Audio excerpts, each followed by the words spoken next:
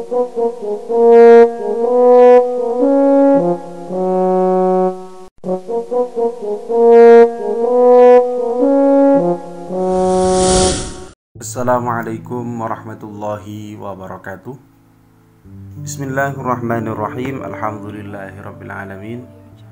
Selamat pagi anak-anakku semuanya. Kelas 10 SMK Negeri 1 Jember. Alhamdulillah hari ini kita masih bisa berjumpa kembali dalam pembelajaran pendidikan agama Islam kelas 10. Saat ini kita sudah sampai di bab yang kedua, yakni tentang menjaga martabat manusia dengan menjauhi pergaulan bebas dan zina. Anak-anakku, sebelum kita mulai pembelajaran, alangkah baiknya kita berdoa terlebih dahulu dengan harapan ilmu yang akan kita pelajari hari ini bisa menjadi ilmu yang bermanfaat dan barakah. Berdoa mulai.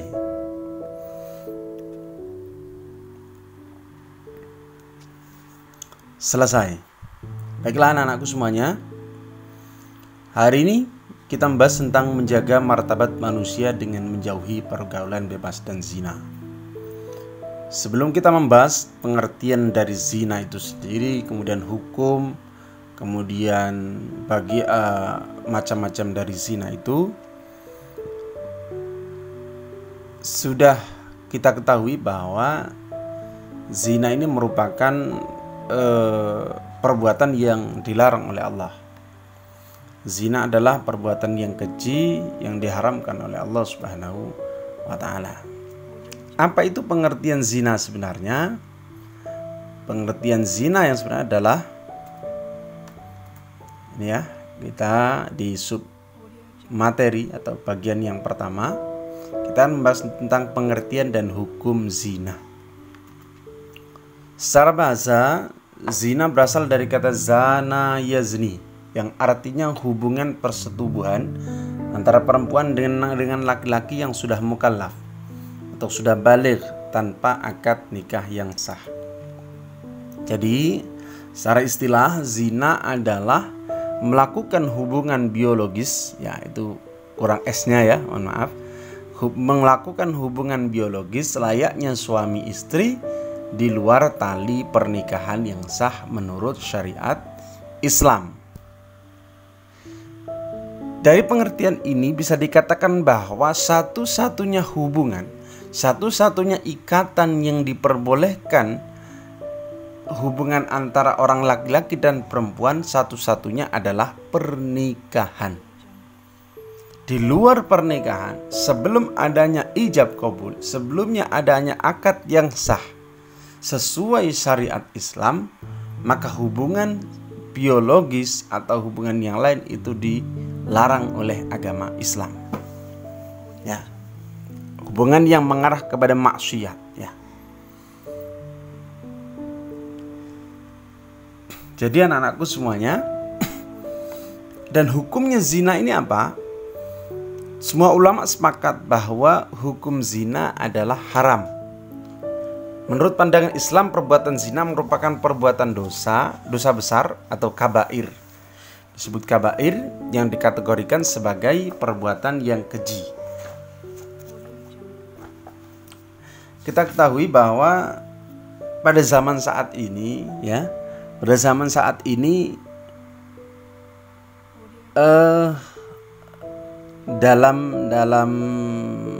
kata atau dalam sebutan kita, ya, dalam sebutan kita pada umumnya bisa dikatakan pacaran lah, ya. Anak pacaran sebelum menikah itu banyak yang pacaran.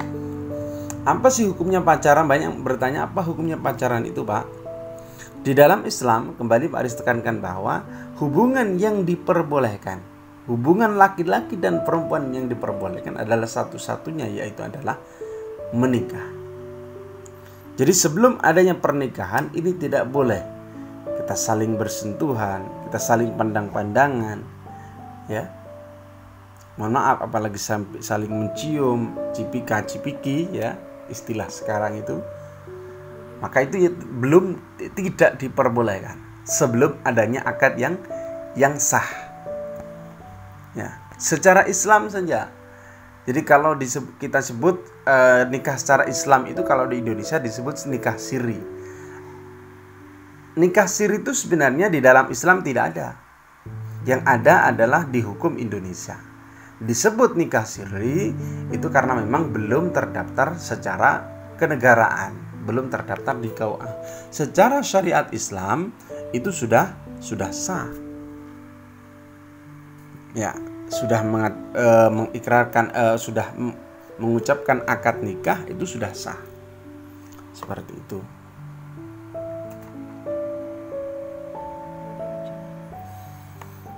Kemudian kategori zina dan hukuman bagi pezina. Zina dikategorikan menjadi dua bagian. Yang pertama adalah zina muhson. Apa itu zina muhson? Yaitu pezina yang sudah balik, berakal, merdeka, dan sudah pernah menikah. Jadi zina muhson ini dilakukan orang yang sedang memiliki hubungan pernikahan. Kemudian dia melakukan hubungan biologis terhadap orang lain selain istri atau suaminya. Bisa dikatakan selingkuh. Ya. Jadi sedang memiliki suami atau sedang memiliki istri, sedang punya tali pernikahan. Maka pezina yang seperti ini disebut namanya zina muhson. Hukumannya apa bagi orang yang pezina muhson ini? Ya, zina muhson ini adalah hukumannya yaitu dirajam. Dirajam itu bagaimana? Dengan cara pelaku dimasukkan ke dalam tanah atau dikubur, disisakan sampai dada atau leher. Jadi kepalanya tidak dikubur. Kemudian dilempari batu sederhana sampai meninggal. Jadi setiap orang yang lewat itu dipersilakan untuk melempar orang tersebut. Hukuman ini adalah hukuman sesuai aturan Islam. Ya, kalau di Indonesia hukum seperti ini tidak diberlakukan karena memang Indonesia bukan negara Islam seperti itu. Ya. Maka hukumannya adalah kalau di Indonesia ya kalau tawon itu masuk pidana ya. Kemudian jelas dalam pandangan Allah dia berdosa besar seperti itu ya. Masuk pada kabair itu tadi, dosanya sangat besar. Meskipun di Indonesia tidak diperlakukan seperti ini, tapi di Indonesia ada yang memperlakukan seperti ini yaitu di Aceh ya, di Aceh. Karena di Nangro Aceh Darussalam itu juga menerapkan menerapkan hukum Islam. Daerah khusus ya. Jadi zina muhsan itu adalah orang yang sudah punya hubungan pernikahan, yang sudah balik, merdeka, dan dia masih melakukan kegiatan, masih melakukan hubungan biologis dengan orang lain atau menjalin hubungan kepada orang lain selain suaminya atau selain istrinya. Kemudian yang kedua, yakni zina ghairu muhsan, yaitu pezina yang masih lajang, yang belum pernah menikah. Ini hukumannya yaitu didera atau dicambuk sebanyak 100 kali. Nah, ini sering Pak Haris juga sering lihat di YouTube, di mana itu di Aceh itu sering dilakukan ini. Jadi ada anak yang ketahuan pacaran sampai zina, maka ini dicambuk, dan itu di depan umum, dan diasingkan selama 1 tahun. Mengapa kalau diasingkan? Karena Pak Haris pernah mendengar penjelasan seperti ini. Desa malaikat itu tidak akan datang ke suatu kaum, ke satu daerah itu jika di situ ada pezinanya, ahli zina. Maka dari itu ini hukumannya adalah setelah dicambuk 100 kali kemudian diasingkan selama 1 tahun. Mungkin salah satunya tadi itu. Kemudian yang kedua adalah supaya tidak mempengaruhi terhadap yang lain ya, tidak kepada remaja yang lain ya. Jadi kelakuannya yang seperti itu biar tidak mempengaruhi lingkungan yang lain, ya, anak-anak yang lain seperti itu. Kemudian selanjutnya yakni dampak negatif dari jenazah itu sendiri. Dari zina. Dampak negatif dari berbuat zina. Nah, jelas perbuatan zina pasti berdampak negatif bagi pelakunya itu sendiri. Begitu banyak yang dampak negatif yang ditimbulkan dari pergaulan bebas dan zina ini. Ya. Dan itu patut menjadi perhatian bagi generasi muda seperti kalian ini, anak-anakku semuanya. Ya, kalian sudah dewasa, bahwa Anda ini jangan sampai mempertaruhkan masa depan Anda, ya, dengan salah pergaulan. Ya, karena zina itu, ya, karena kita salah pergaulan. Zina itu akan kita lakukan gara-gara, ya, salah satu faktornya adalah kita salah pergaulan. Maka dari itu harus pintar-pintar mencari mencari teman, ya, yang sekiranya teman itu yang bisa mengajak kita kepada kebaikan. Atau paling tidak, misal kalau kalian juga mampu, kamu punya teman kamu yang istilahnya pergaulannya kurang benar, maka kamu harus bisa mengajak mereka ke jalan yang baik, jalan yang positif, seperti itu. Pada pergaulan yang positif, yang sekiranya pergaulan yang tidak melewati batas, ya. Dimana pergaulan bebas itu sendiri kan artinya tadi bahwa pergaulan yang tidak dibatasi oleh aturan agama maupun susila, seperti itu. Di antara dampak negatif dari zina yaitu sebagai berikut. Yang pertama adalah mendapat laknat dari Allah dan Rasulnya. Ini sudah jelas bahwa Allah sangat membenci bagi orang yang melakukan zina dan akan mendapatkan laknat dan siksa dari Allah Subhanahu wa taala. Kemudian dijauhi dan dikucilkan oleh masyarakat. Ini secara otomatis sudah. Dalam pandangan masyarakat pasti kita jelek. Karena apa? Karena kita kultur atau budaya di lingkungan kita di Indonesia ini mayoritas adalah orang Islam. Ya, apalagi kita hidup di lingkungan atau desa kita orang Islam. Yang mana itu tidak, mohon maaf ini belum tertampil tadi. Yang mana kebiasaannya adalah ketika ada orang laki-laki dan perempuan yang belum punya status pernikahan, dia bersama berdua. Lah, ini sangat asing bagi masyarakat Islam. Kultur budaya orang Islam yaitu sangat tidak biasa. Sehingga ketika kita melaksanakan hal tersebut, ya kita akan dikucilkan masyarakat, akan dihina oleh masyarakat, akan dijauhi. Karena merasa kita ini orang yang zina itu akan membawa dampak negatif bagi masyarakat yang lain, sehingga akan dijauhi.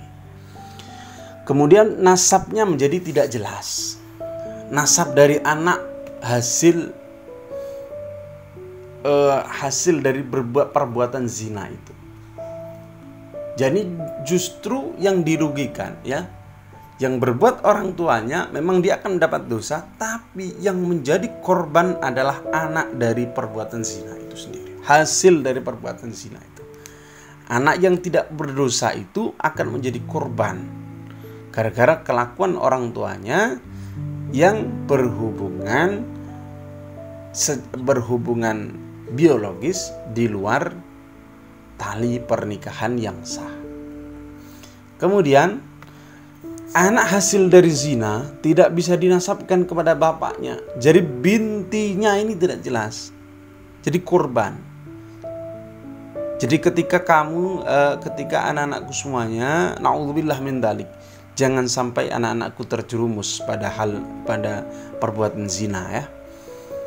Jadi ketika ada satu anak, ya, ada seseorang yang melakukan zina, kemudian sampai dia hamil, naudzubillah min dzalik, sampai dia punya anak, maka anaknya itu tidak bisa dinasabkan kepada orang tuanya. Jika dia perempuan, ya, Nah, jika dia perempuan, dia tidak bisa dinikahkan oleh orang tuanya, bapaknya itu.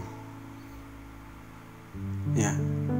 Maka betapa sedihnya seorang anak ketika tahu dia adalah hasil dari hubungan terlarang. Ya, hubungan yang tidak diperbolehkan oleh agama, dan dia tidak bisa ketika nikah. Satu contoh, anak perempuan itu butuh ketika dia menikah, maka harus dia ingin diakadkan atau dia ingin diijabkan oleh orang tuanya, bapaknya, sedangkan hukum dari anak hasil zina tidak bisa dinasabkan atau jadi wali dari anak tersebut. Kemudian tidak selesai di situ, anak hasil zina tidak berhak mendapatkan warisan. Nah, ini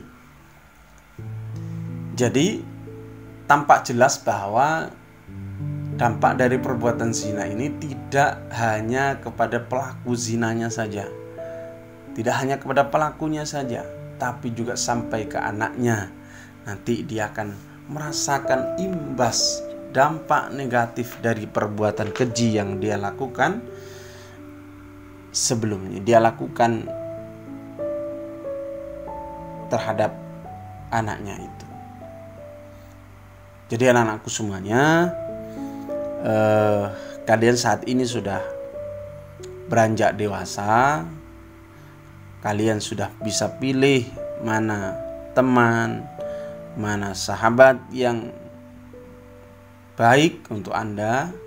Tidak hanya baik dalam segi sosialnya saja, tapi juga baik dalam segi agamanya, bisa mengajak kalian kepada hal yang positif. Jangan sampai salah pergaulan. Dan ke Anda saat ini juga sudah dewasa, ya, jangan sampai melakukan hal-hal yang dimana itu dilarang oleh agama. Seperti itu anak-anakku. Baiklah anak-anakku semuanya, untuk pelajaran hari ini kita cukupkan sampai di sini. Nanti di pertemuan berikutnya kita akan membahas tentang ayat-ayat Al-Quran, ya, tentang larangan ayat Al-Quran dan hadis tentang larangan mendekati zina atau berbuat zina. Nanti kita juga akan bahas kembali dampak di dunia, dampak di akhirat, dan juga kita akan mengetahui macam-macam zina itu sendiri. Cukup anak-anakku semuanya, sedikit, semoga bermanfaat, ya. Tetap anak-anak yang di rumah semuanya tetap semangat belajar, ya. Tetap patuhi apa yang menjadi perintah dari pemerintah kita saat ini, ya, patuhi protokol kesehatan. Kita sambung pada pertemuan yang berikutnya, ya. Terima kasih anak-anakku semuanya. Semoga kalian semua selalu diberikan kesehatan oleh Allah. Tetap semangat, jaga kesehatan dan patuhi protokol kesehatan. Wassalamualaikum warahmatullahi wabarakatuh.